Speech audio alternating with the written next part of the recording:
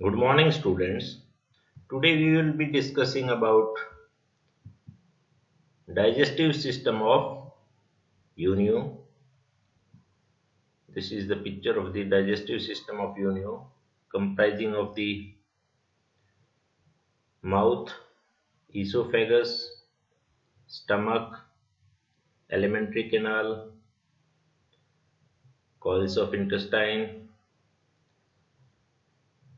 rectum, and anus. All these things will be discussed in details in the upcoming slides. Myself, Dr. Balram Sai, Assistant Professor in Zoology, Government Dunga College, Bikaner. Digestive system in Unio. Digestive system consists of alimentary canal and a pair of digestive glands. Alimentary canal. It is a long coiled tube and comprises the mouth, esophagus, stomach, intestine, and rectum.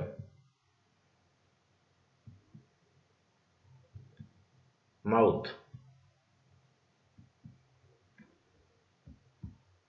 It is a transverse, slit-like aperture situated in the anterior end of the body, ventral to the anterior adductor muscle. This is the position of mouth.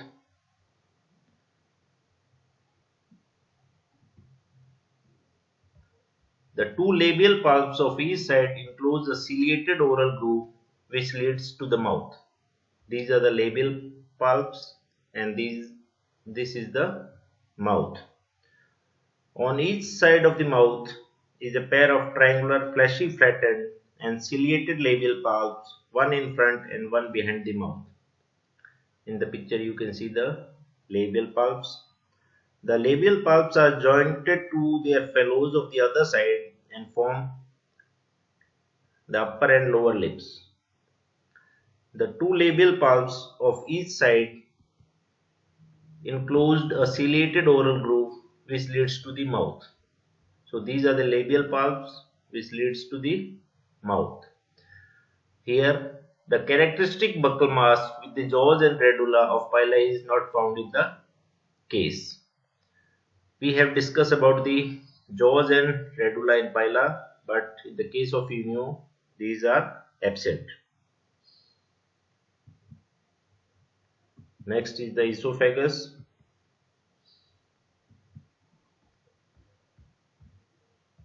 The mouth leads behind and dorsally into a short, narrow tubular passage called esophagus. So this is the mouth and this is the short, narrow tubular passage which is termed as esophagus. The inner wall of the esophagus is ciliated. So this part is ciliated. Next is the stomach.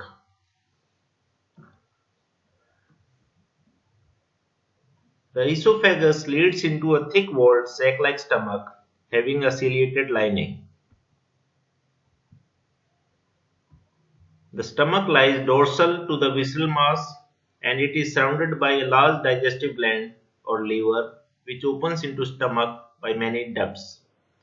So in the picture you can see the narrow tubular passage called esophagus opens into the stomach which is surrounded by the digestive gland and many ducts of the digestive gland opens into the stomach. The stomach in fact has a dorsal part into which esophagus opens and a ventral part having crystalline style.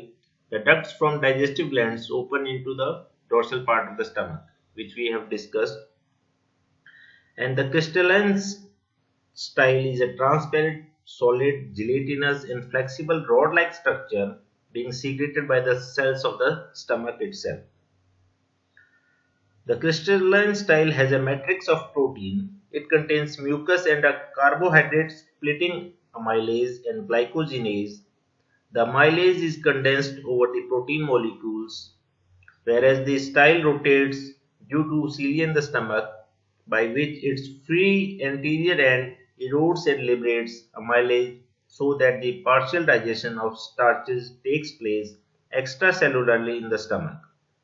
Rotation of the style also aids in mixing the contents of the stomach. Next is the dorsal part of the stomach has folded wall around the opening of digestive ducts.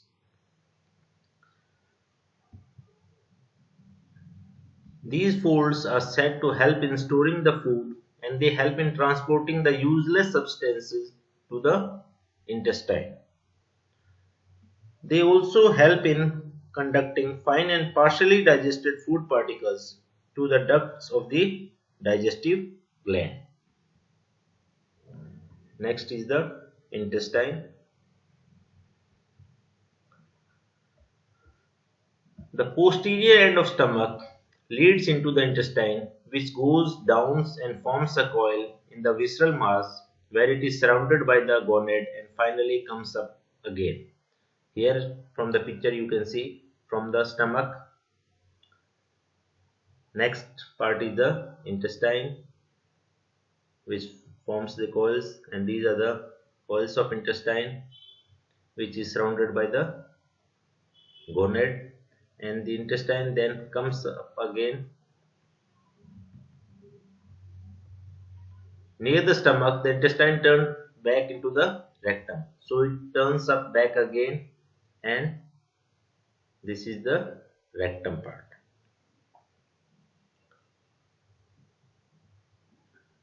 Next is the rectum.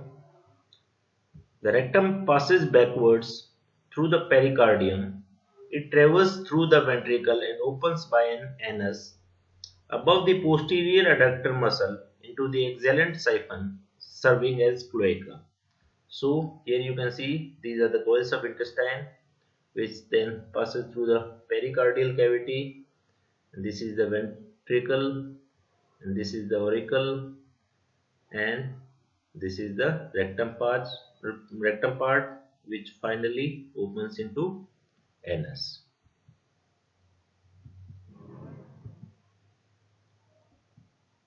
Next is the digestive gland. Liver is the only digestive gland which surrounds the stomach from lateral and posterior sides. Here you can see this is the stomach, which is surrounded by the digestive gland, and this is the liver, which acts as the digestive gland, and it is a large paired structure of dark brown or green color. It opens into the dorsal part of stomach by many ducts. So the liver or the digestive gland opens into stomach by many ducts. It secretes digestive enzymes and its cells are capable of ingesting food particles where intracellular digestion also occurs. In fact, fine food particles enter into the digestive ducts to reach its cells where they are ingested and intracellularly digested. Next is the food and feeding. The food of Unio comprises minute plants, protozoa, and organic debris. Unio is a filter or ciliary feeder, and Ctenidia have assumed the function of obtaining food. The respiratory current brings in particles of food into the mental cavity. On entering the mental cavity, the current of water becomes slow and heavier particles sink down and pass to the posterior region. The smaller particles pass with the current over the gill filaments of the Ctenidia. The different cilia of gill filaments perform various functions. The lateral cilia cause the food-laden current to enter the mental cavity. The lateriofrontal cilia deflect the fine food particles onto the face of the filaments, and they prevent large particles from clogging. The Ctenidia. Then the frontal cilia collect and pass the particles up or down the surface of ctenidia into the food grooves. The ctenidia produces mucus in which the food particles become entangled to form string-like masses which pass along the dorsal and ventral food grooves towards the mouth.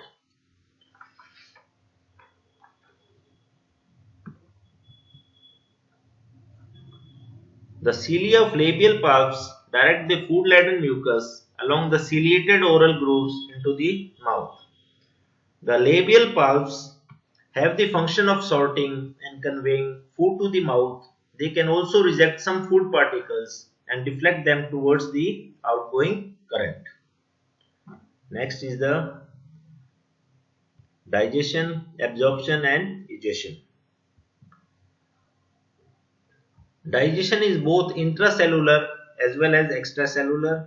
The digestive glands produce enzymes which bring about digestion in the stomach. The cells of the digestive glands take up solid particles of food, and intracellular digestion of proteins and perhaps further digestion of carbohydrates takes place by means of intracellular enzymes. The crystalline style is made of protein and mucus. Its material is mixed with the food in the stomach and it produces an amylatic enzyme for digestion of carbohydrates. Amoeboid wandering leukocytes ingest food and also digest it, and they also transport digested food to all parts of the body. Absorption of digested food takes place in stomach and also from the digestive gland. The undigested waste in the stomach, if any, and those sent back into the stomach from digestive gland passes into the following route, that is the intestine, rectum, anus and exhalent siphon. Intestine and rectum are believed to absorb water from the waste passing through them. In this way, the digestion, absorption and ingestion process occurs in UNO. That's all in today's lecture. We will be discussing more about the UNO, the other systems, the circulatory system, the respiratory system, the excretory system in the upcoming lectures. Thanks a lot.